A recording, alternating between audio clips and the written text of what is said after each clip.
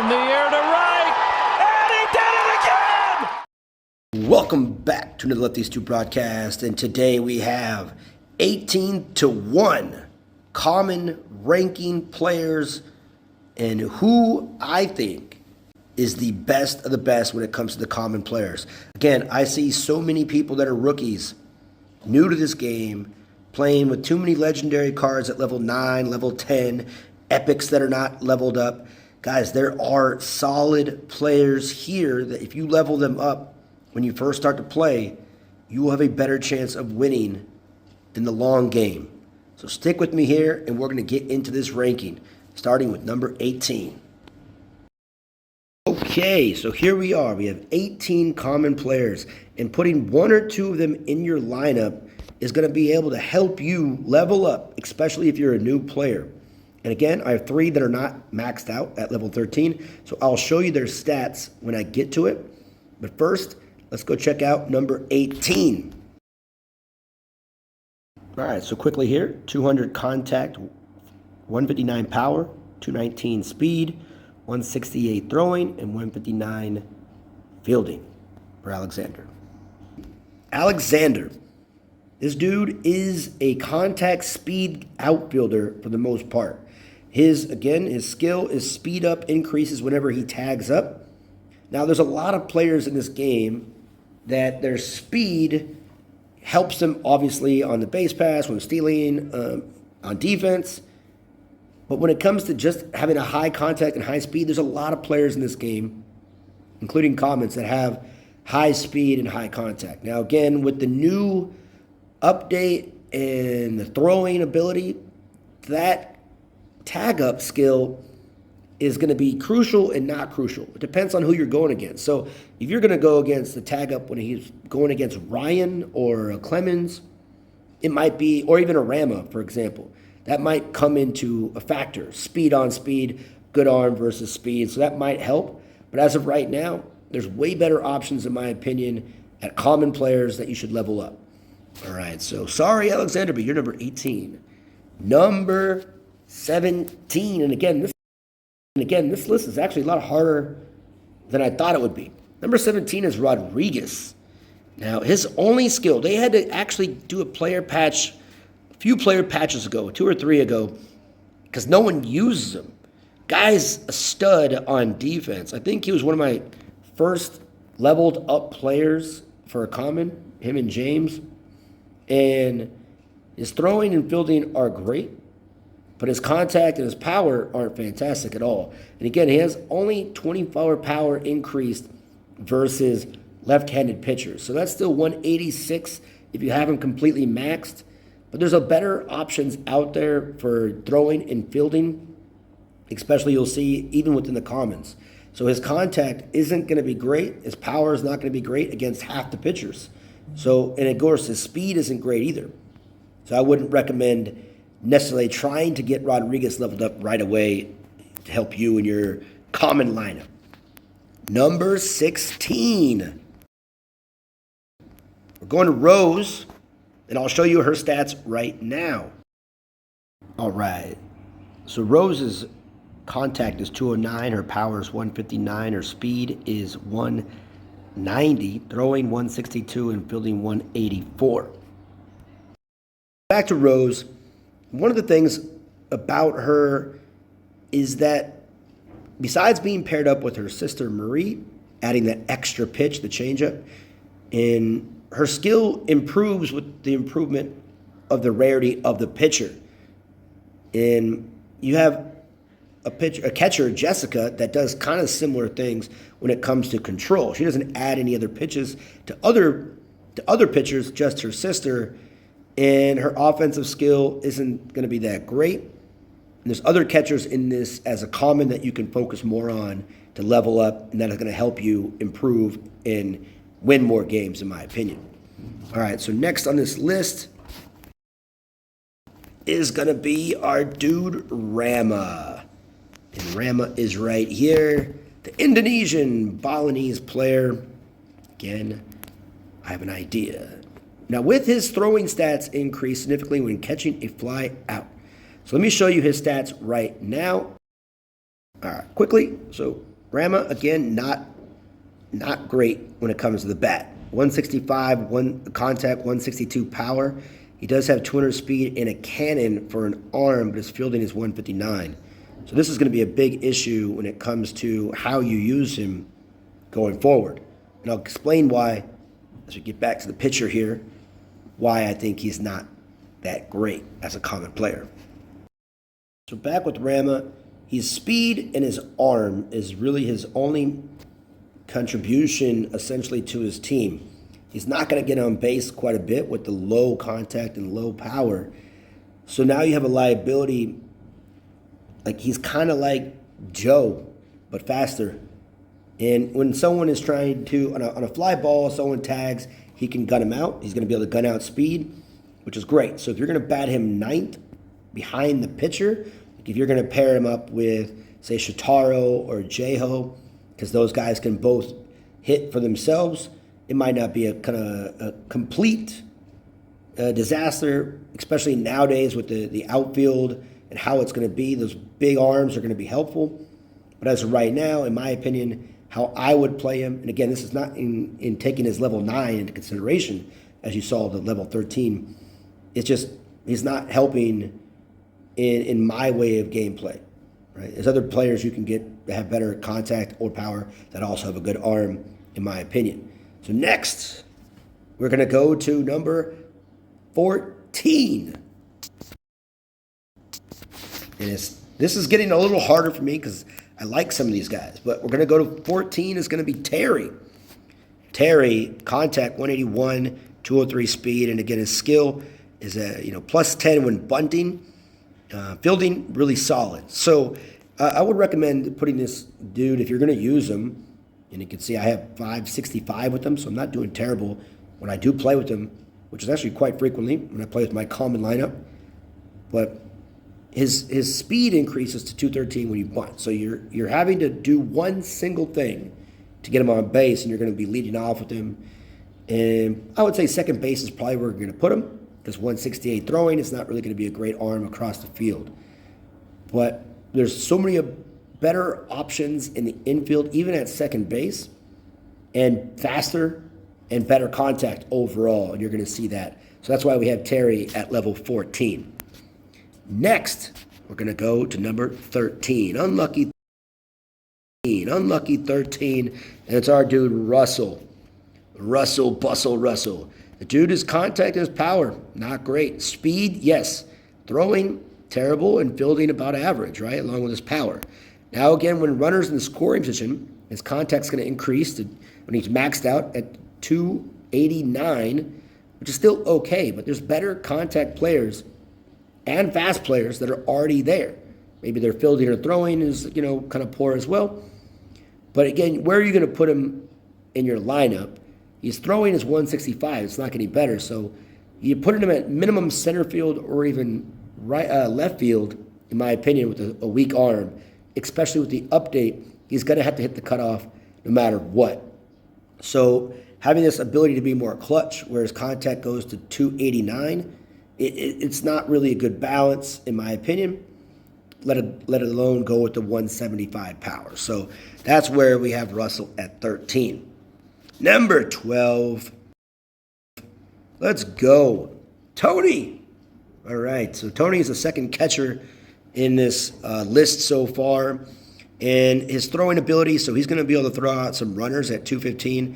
When there's two strikes, he gets clutch, where his power goes to 211. And his contact, again, there's a lot of players that have really poor contact at 175 that still have a lot of power. So when you're getting two strikes on you, his ability gets better and better, right? So that's the best part. Again, a lot of catchers aren't fast, so that's not really a big deal. But the fact that when you get down and you need that one pitch, you're down to your last strike, Tony's going to come through in the clutch. That's why he makes number 12 on this list for me.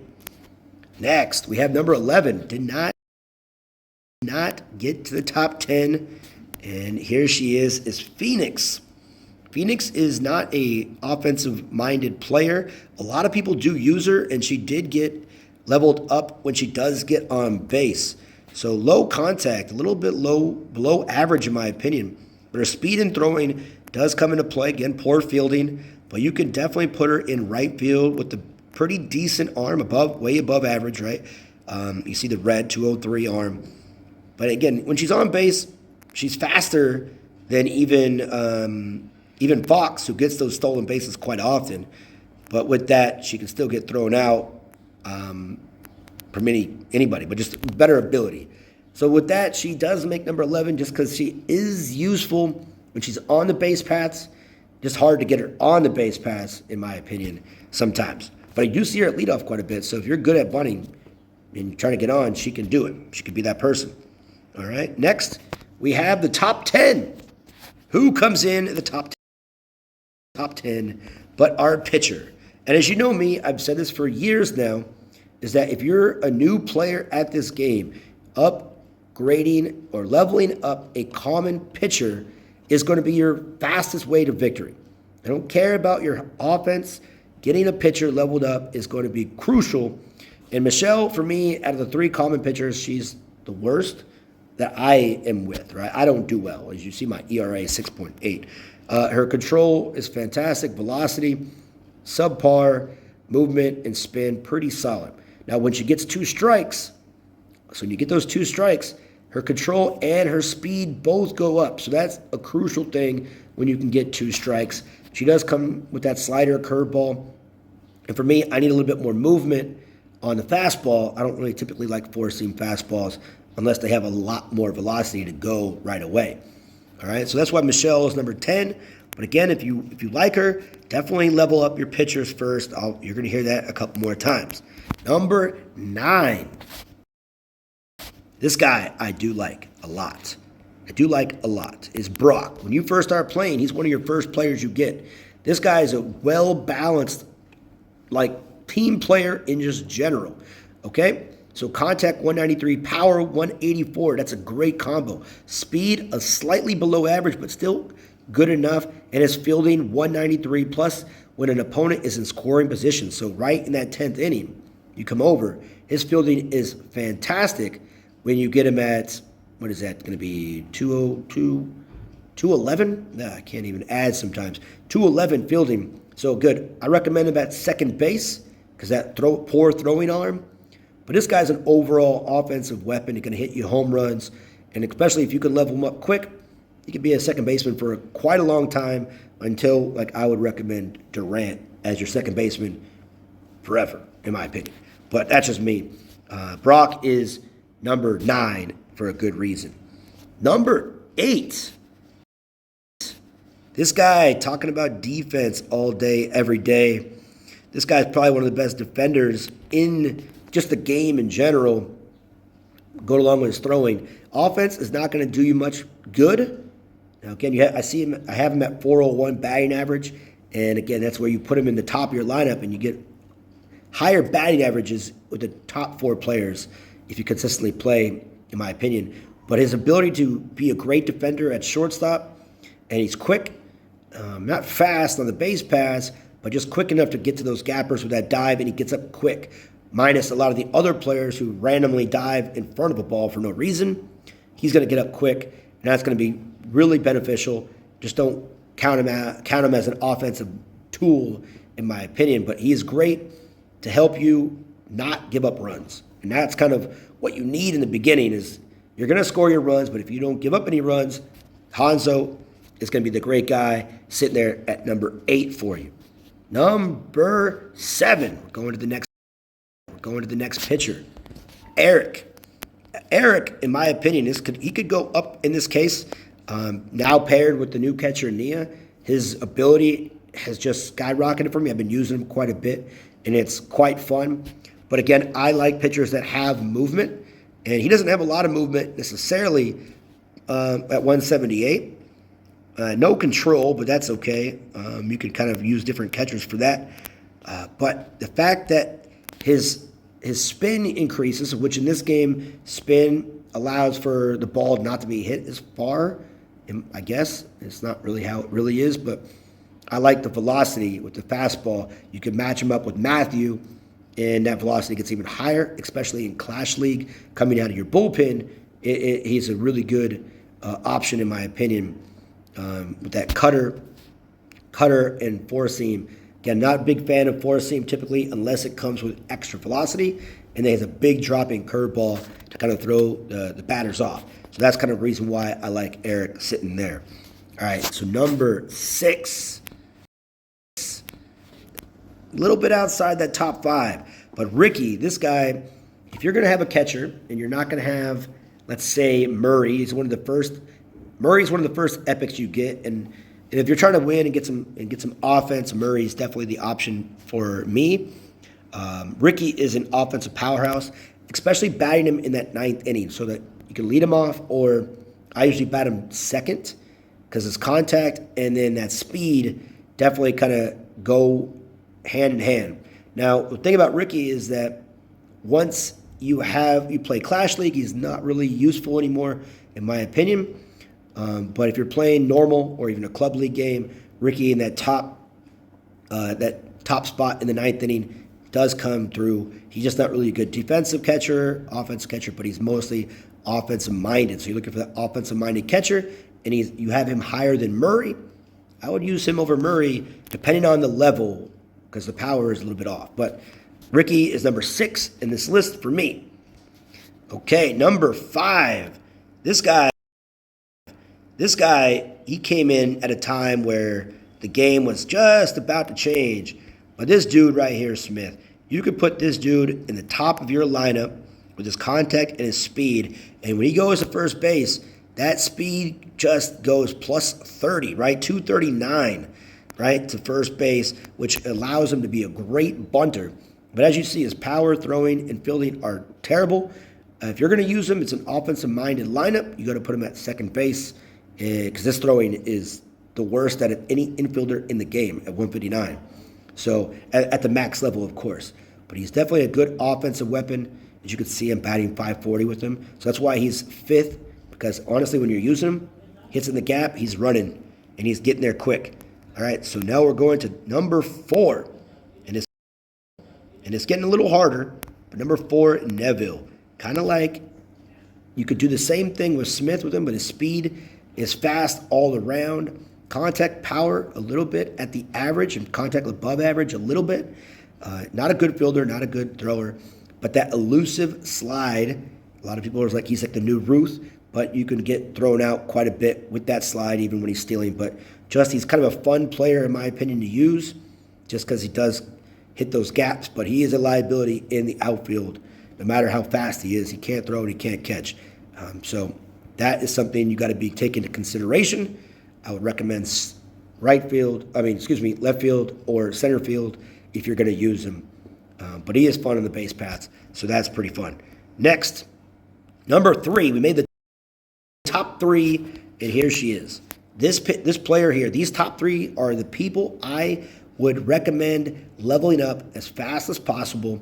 In Alexandria, she's going to be one of your first power hitters you're going to get in this game at 203, and then when the bases are loaded, especially if you're trying to get the Grand Slam-like achievement, great person to have in your lineup, batting her about 5th or 6th, because you don't want to bat her 4th, because that means you have to get bases loaded. Batting her 5th, if you go 1, 2, 3 in that top bottom of the 9th inning, you're going to come back where you need like a single and you got bases loaded, and that's going to be really clutch. Her contact's a little low, but that power and speed is fantastic. She's left-handed. I would recommend having her at first base. At the end of the day, 175 throwing, so she can probably be at third base as well, or second base. I wouldn't put her at short, just bad fielding. But Alexandria is going to be one of the top players you need to level up, in my opinion, at number 3. Number 2. And again, this is a tough one, but I would recommend a pitcher here. You need to get James, in my opinion. He has that 2-seamer, velocity's high, and when runners are in scoring position, the spin goes up to 208, which is clutch. You pair her up with Nia, it's going to go even higher, right? Adding that 30 spin, so it'd be 238 with runners in scoring position with Nia. So that's pretty solid. Control, not really there. Movement, spin, velocity, fantastic. And James is just a clutch with that 2-seamer. slider, changeup combo. So that leaves just one player, in my opinion. He's one of the first players you get in this game, Michael. If you have a team and you're a new player and you got a pitcher that you like, and I'm saying James is my favorite pitcher. Get him leveled up 13 as fast as possible. But in the meantime, for a common player, Michael is probably the best overall. Again, fielding, you put him in left field, throwing, fielding, terrible. But when you go against a right-handed, which is half the pitchers, guy's going to be so clutch at 211 contact, go along with that 200 power and the above average speed. This dude is an offensive powerhouse. He's going to smash you so many home runs. And I put him at second. Bat him second, third, first. I don't really care. Just put him in the top 4 somewhere when you're first starting out. So that is it. That is your common 18 through 1. And tell me what you guys think. Let me know if you agree, disagree. Who do you have? Who's your favorite pitcher? All of that kind of stuff. And as always, thank you for watching another Lefties 2 broadcast. See you next time.